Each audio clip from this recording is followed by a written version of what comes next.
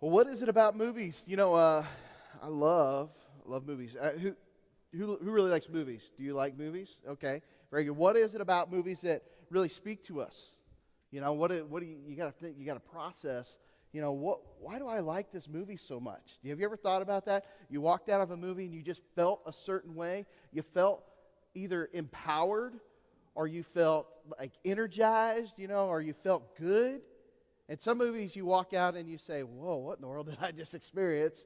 And that was not a good feeling. Movies are such a powerful thing, and we've been talking about this, that, our culture uses these things to tell certain stories. Is it the fact that maybe movies are stories, and maybe we just love stories. From maybe our childhood, when we were little kids and our mom and dad opened up a book for us, and we loved hearing that story. Maybe the movies are that, or maybe it's the truth that we sometimes find in movies that speak to us, where we're kind of like, I identify with that. I can understand. That's right. That's good for me. Hope, inspiration. There's all of these things. And today we're going to be talking about It's a Wonderful Life. We're going to look at it, and we're going to look at it through a couple of different lenses. And we're going to say, wow, what about this is inspiring? What about this is cool? It's right? It's truth. It's a Wonderful Life. This is a pretty funny story about this movie. We're all familiar with it because of a mistake. Did you know that? Whenever It's a Wonderful Life came out, it was not a box office smash. It was just a movie. Just a movie came out. We could pick one of the 100 movies that come out and we kind of forget about. It was kind of forgotten about. And then a clerical error released the copyright. So guess what TV said? Hey, we could play that movie for free. And so they started playing it for free on TV. And guess what happened? People started saying, well, that's a pretty good movie. And it kept playing over and over and over again till now we have this wonderful story of George Bailey. And the story starts out with prayers. Did you remember that? I don't know. My microphone's kind of going a little crazy on me. But it starts out with prayers. I don't know if you realize this, but the very opening scene, of course, when I went back and watched it this week, I didn't notice this. I guess I had missed the first 3 seconds of the movie, but the first 15 seconds where it starts out with just a bunch of prayers. A bunch of people are praying for George Bailey. Help him out, God. And so there's this prayer, and then after that, there's this heavenly discussion. So there's these stars, and they start lighting up, and it's celestial beings talking, and they're saying, boy, we got to go down there and we got to help out George. And then they do this flashback. They do this flashback of George's life, and you see where he went into the ice to save his brother who fell through the ice. And he had that, he lost hearing in his left ear. He prevented poisoning. The druggist got drunk, and he was, because his son had passed away. And so he was depressed. And George saw him put the poison in the pills, and he stopped it. And so he prevented that. And then all throughout, there's all these things where George is sacrificing things. So he sacrificed travel, his own college education, his own career, his ambitions. He wanted to travel the world, and he sacrificed it all for Bedford Falls and the building and loan, right? But when George's Uncle Billy, right, he loses the deposit, right? When they come back to present day, he loses the deposit, and it's actually accidentally given to Mr. Potter, who's the bad guy. It's not the Harry Potter guy. Totally different guy, kids. So this is Mr. Potter, and then George is suddenly thrust into this crisis because the bank examiner is there, and he's examining the books and realizes that this could be potential prison for George. Misappropriations of funds. So George travels to the bridge to commit suicide, and we're going to take a look at 4 minutes here of It's a Wonderful Life. It's a 2-hour movie, so try to boil it down to 4 minutes. So here we go. Let's take a look. Does that inspire you already? Yeah, isn't that pretty cool? I got to dispel a few myths, okay? Because I did thorough research, and every time a bell rings, an angel may or may not get their wings, but I cannot find that in the Bible. Okay? So I doubt that it's true, but so the teacher there is wrong. No offense to any of the teachers in this room, but, don't be spreading that, okay? That is probably not true. At least it's not in the Bible. And then, of course, the whole thing, it's obviously, a very inspiring story, but it is a story, It's made for a movie. It's made to inspire us. But, God's Word is very much like that. But, sometimes I think we kind of get caught up in life. And think about the title. It's a Wonderful Life. Isn't that kind of audacious, right? Kind of like a bold statement to say, hey, listen, it's a wonderful life, all right? Doesn't matter what you're going through. It's a wonderful life, right? That's a pretty big deal. And, and I know in my personal life, I have not always felt like it's a wonderful life. Sometimes I think this life stinks at times. This hurts. This isn't all that great. Have you ever had thoughts of failure like George Bailey? Thoughts of, whoa, boy, I just have totally messed up my life.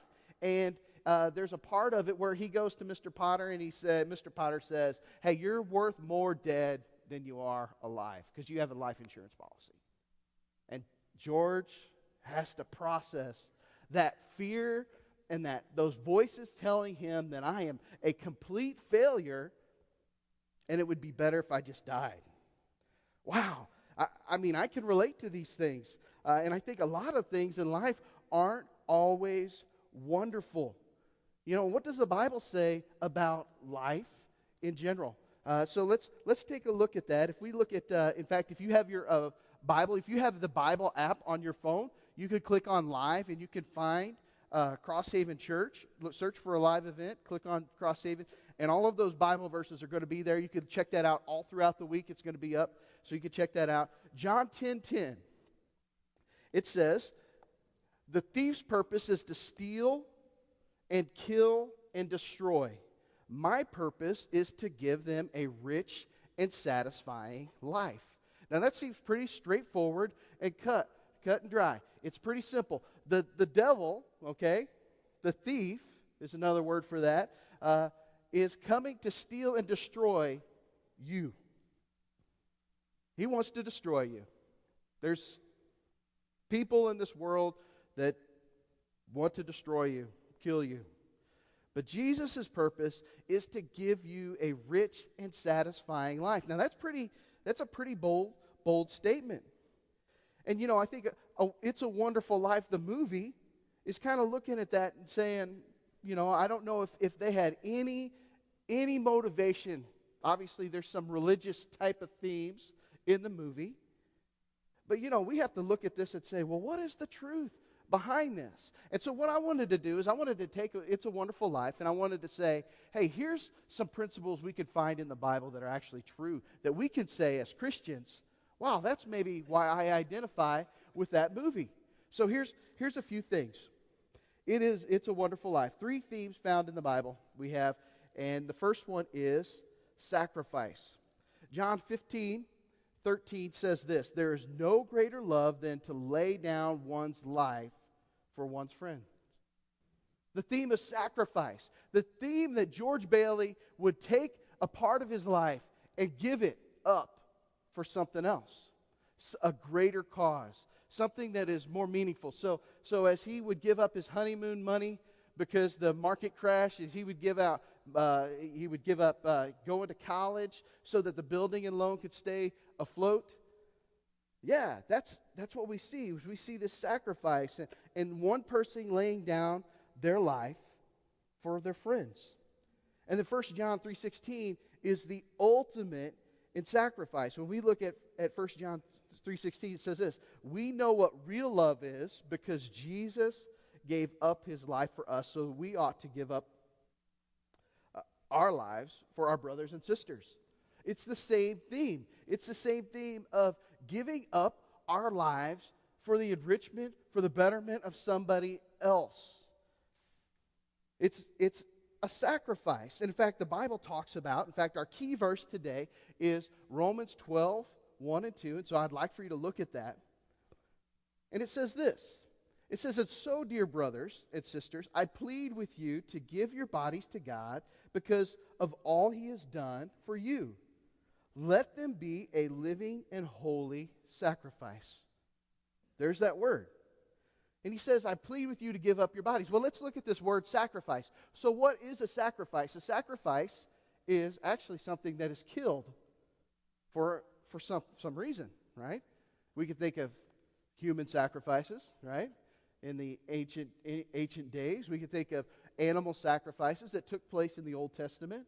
But they were given up for some reason or purpose. Usually they were something that was meaningful. In fact, we find in the Old Testament when they were giving up animal sacrifices, there's a story about David who he needed to do a sacrifice. He needed to do a burnt offering to the Lord to make up for some sin that he had done. And so what he did was he went to this threshing floor and he was going to do this sacrifice. And the owner of the threshing floor said, "Hey, let me give this to you." And David was like, whoa, whoa, whoa, whoa. You can't give this to me because I can't give a sacrifice that costs me nothing. Because what would it be? Nothing, right? I can relate to that in a lot of ways. If somebody gives you something to give to somebody else, you can't say that it's your sacrifice, right? And so David looked at this and he said, no, I've got to pay for this so that it is a true sacrifice. It's something that cost me something. So a sacrifice is something that cost you something. Something meaningful, something powerful. And we see that in George Bailey's life. We see that in here where he gives up something that's meaningful for us. And the Bible is talking about the same kind of thing. But we give up our lives to God. Not to be a dead sacrifice, but to be a living sacrifice. And we see some key words there. It says holy and living. Those are the two words. And that is the way that we truly will worship Him. That's how we worship Him, is we give ourselves to God. And then verse 2 says, don't copy the behavior and customs of this world, but let God transform you into a new person by changing the way you think.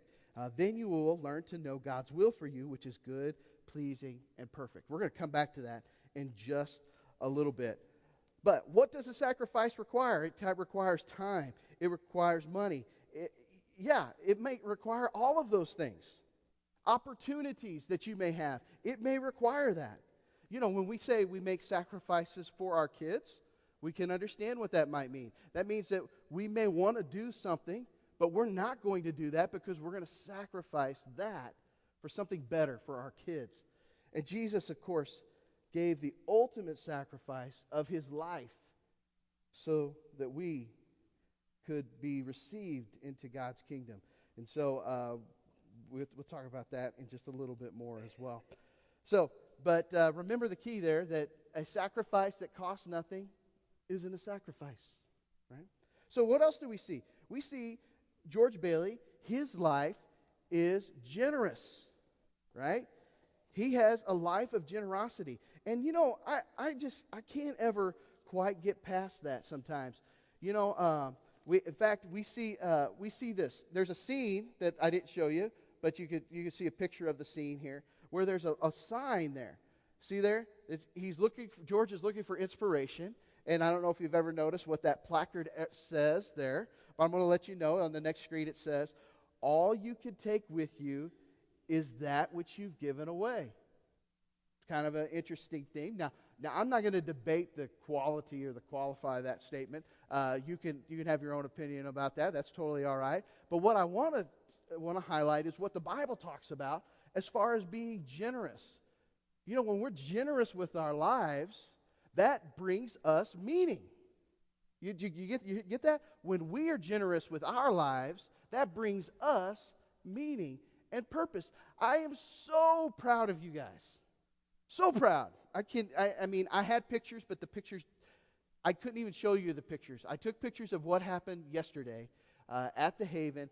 A lot of you wrapped up presents and brought presents for those that were in need, and you were generous. And they were so grateful. And thank you, Scott and Judy, and Scott, Sheila, Courtney. Thank you guys for putting that all together. That was something beautiful. It expressed the generosity. And that's what we're talking about. But that is kind of like, that's our blessing. You know, it's cool that they were thankful. And we're going to actually read specifically in 2 Corinthians. I'm not going to go into this Greek detail, but I want you to just follow with this passage here in 2 Corinthians. Remember this, a farmer who plants only a few seeds will get a small crop, but the one who plants generously will get a generous crop. You must each decide in your heart how much to give. And don't give reluctantly or in response to pressure. For God loves a person who gives cheerfully, and God will generously provide all you need. Then you will always have everything you need and plenty left over to share with others. As scriptures say, they share freely and give generously to the poor. Their good deeds will be remembered forever. For God is the one who provides a seed for the farmer and then bread to eat. In the same way, He will provide and increase your resources and then produce a great harvest of generosity in you. Yes, you will be enriched. You hear that? In fact, why don't you say that with me? To say that word, enriched there. Yes, you will be in every way so that you can always be generous. And when we take your gifts to those who need them, they will thank God. So what happened yesterday? Yeah, it's cool that we're generous, but they will thank God. And that's cool. That's what we want. We want them to thank God. And our lives are enriched. In fact, there's a 5-year study. This is brilliant. This shows you our education at best at work, okay? The 5-year studies, 3 universities, has established that providing tangible assistance to others protects our health, and lengthens our lives. They concluded this. This study says that helping others reduced mortality specifically by buffering the association between stress and mortality. So here's the bottom line. If we look at Acts 20:35, a study proved this to be true. It is more blessed to give than to receive. Pretty cool, huh? Yeah, I think it's pretty hilarious, honestly, if you think about that. But so they studied this and they figured out, you know what? Yeah, it is. It's better to give than receive. There's actually a thing called Scroogenomics. Really great thing here at the holidays time. But you need to Google that, Scroogenomics. Google it sometimes because it's interesting. It talks about the psychology of how we give and how we receive. And that when we spend, every dollar that we spend, we feel good about that dollar. But every dollar that we get in gifts, right, or in gifts, specifically in cash, we actually feel good about getting cash. But the gifts, we devalue it. It's crazy. So I mean, I'm not trying to discourage you, but that's kind of the results of the study, that we sometimes will devalue gifts given, and we think, well, I'd pay 80% of what you paid for that. It's crazy. It's better to give than it is to receive. And so, again, just like that verse said, give generously. And we see that through George Bailey, his example that he gave there. And we see at the end as well, the whole community coming together and dumping the cash on the table. It's generous, being generous. So the third thing I want to talk to you about here is perspective. You know, on that bridge that morning, George Bailey had a moment, right? I don't know how many of you have had a moment. I remember being several places in my life, very specifically, where I had a moment. Some people will call it an epiphany. There's actually that's a really good word. You need to look that up sometime too. Or a revelation. Something where you say, I figured out something. You really didn't figure it out, but like God revealed something to you where you say, wow, my life is worth living. George Bailey had that moment on the bridge and where he came to this conclusion. So I want to show you this. This is called forced perspective photography. Any photographers? Even amateur, just you like shooting even your phone? Yeah. So that's okay. That's fine. This is cool stuff. I love these. You love these too, I'm sure. Forced photography. See what this was? Forced perspective. It's where you kind of take things and you kind of put them in a different perspective where large things seem big and big things seem small. And you see, the girl, she's picking up the little rock there. The guy's holding the sun. The guy's doing a little cool thing with the force, like he's, a Jedi or something down there, raking the clouds. Pretty cool, the kids holding up. You see this with the Leaning Tower of Pisa all the time, right? In fact, if you go there, you'll see people out there doing it. I've never been there, but I've seen photographs of it. Everybody's doing this. But it's like where you take a perspective and you distort it. It's a technique that employs optical illusion to make an object appear farther away or closer or larger or smaller than it actually is. Okay? It's used in photography and filmmaking and all kinds of things. But it's where big things seem small and small things seem larger than they should. Interesting. But I started thinking about this, and I started thinking about perspective. When we have our own perspective, this is often how we live our lives. We can't get outside of our own box, right? Sometimes it's hard when we have our own world and our problems become so large. Actually, there's some other picture here. I'm sorry, I forgot my favorite ones. That was a good one. Yeah, that's pretty cool. It looks like he's being stomped. This guy's got big feet, and then this one here. But this is the one that kind of inspired me this week because it's he's kind of looked like he's leaning up against the backpack there. But I think that's sometimes how I view my life sometimes, where I'm kind of like the thing that I'm supposed to be carrying around is way too big. I can't carry this around. I can't do this. It's way too large for me, and I got things. My perspective is wrong, right? And that's the thing is that we sometimes see things in a different way when we're looking at ourselves in the mirror. And George Bailey got caught up in this, right? He started saying the pressures of my life, it's not worth it. I'm going to end my life. And no doubt, suicide is such a serious subject. And I don't want to at all make light of that. And George Bailey was wrestling with this. And his perspective was skewed because he had so many people that supported him, but he didn't realize it. It wasn't until he had this moment in which he realizes, wow, he got this gift. And so let's go back to Romans chapter 12. If we look at Romans chapter 12, and we read the first verse, we'll read the second verse here.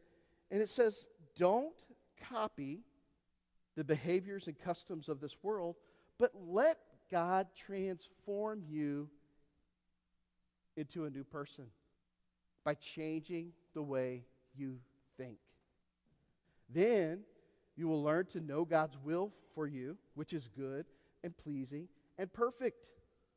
So here's the thing. Don't copy the patterns. Our world is giving us prescriptions for everything. And I'm not talking about, even though they are giving us drug prescriptions, they're giving us all of the ways that we are valued and how we're devalued, what we should think. And he's saying, don't copy those things. We know because we prove certain things that in times in our life, everyone in this room has taken a custom of this world and said, that's really not true. That's really not true. I don't have to have a big house to really feel like I'm important, right? We've all done that at some level in our lives. And he's saying, don't copy those behaviors. Don't copy those customs, but let God transform you. Now, this word is the same word as metamorphosis, which we know from science class, which is a transformation. It's where you go into the cocoon, a caterpillar, and you come out of the cocoon, a butterfly, right? I'm not saying that everybody's a worm in here. We're not saying that. You're not a worm. That's okay. But it's the idea that you change into something that's just different. There's a radical change. It's a change where you say, I felt this way about my life, and now I felt this way. My attitude has changed. I have been transformed, and I am a new person. But here's the kicker. But look how that's done. Sam, customs of this world, let God transform you into a new person by changing the way you think. I want you to keep that. I want you to internalize that. In fact, I've got a device here in just a minute that's going to help you internalize that. But start to internalize that, because what you're going to say is, I need to sometimes change the way I think. Sometimes I'm thinking the wrong. George Bailey thought wrong. And we think sometimes the wrong way. Our perspective is skewed. And then it says this. He says, then you will learn to know God's will for you, which is good and pleasing and perfect. Now, are we talking about, is that a wonderful life? Yes.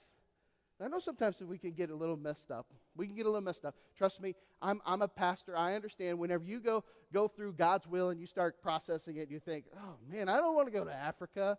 You think about things like that. But that's not this. This is God's will. It is good for you. It's not saying that it's going to be perfect. I mean, it's not going to say that it's going to be not hard, but it's going to be good, it's going to be pleasing, and it's going to be perfect. You have to trust that. That's the Bible talking. Learn how to know God's will for you. So, we're going to look at Philippians 4:8 before we wrap up here. Philippians 4:8 says this, and now, dear brothers and sisters, one final thing. Fix your thoughts. Remember, thinking. Changing the way that we think. Fix your thoughts on what is true, honorable, right, and pure, and lovely, and admirable. Think about things that are excellent and worthy of praise. This is changing the way we think. Think about things that are true, honorable, right, pure, lovely, admirable. Think about things that are excellent and worthy of praise. We have to think about, that's how God helps us to change our perspective. When we say, have an epiphany, right? So here's here's the big thing I want you to take away today. The bottom line is this. You say it with me if you'd like. When life gets to stinking, check your way of thinking. All right? When life gets to stinking, check your way of thinking. That's what the Bible's talking about here. It's like transform the way we think by the way that we think. We think about the things that are right and true, noble, perfect. So today, maybe you're like George Bailey. I know I definitely identify with George Bailey. I hope that you can go home and maybe at some point this Christmas holiday to watch It's a Wonderful Life. And I hope that you think about these things. But here's some questions to ask yourself. Am I thinking the right way? Is my perspective right? Sometimes we need people in our life, or we need God to come and look at our life and say, yeah, you know what? That problem isn't as big as you think it is. You ever heard my mom would say, making a mountain out of a molehill, right? Maybe that problem isn't as big as you think it is. And from God's perspective, is any problem big? No. He's got this. He knows what's going on. So are we thinking the right way? Are my thoughts fixed on true, honorable, right, pure, lovely, and admirable things? Are our thoughts thinking about that? Am I sacrificing anything? Is my life a living sacrifice? Am I truly being generous with my life? Am I with my possessions, with my family, am I being generous? Am I living a generous life with my money? Maybe today you need a revelation or an epiphany like George Bailey. Here's a question that I want to ask you. Are you willing to let God transform your life by changing the way you think? That's the big question of the hour, is are you willing to let God transform you? So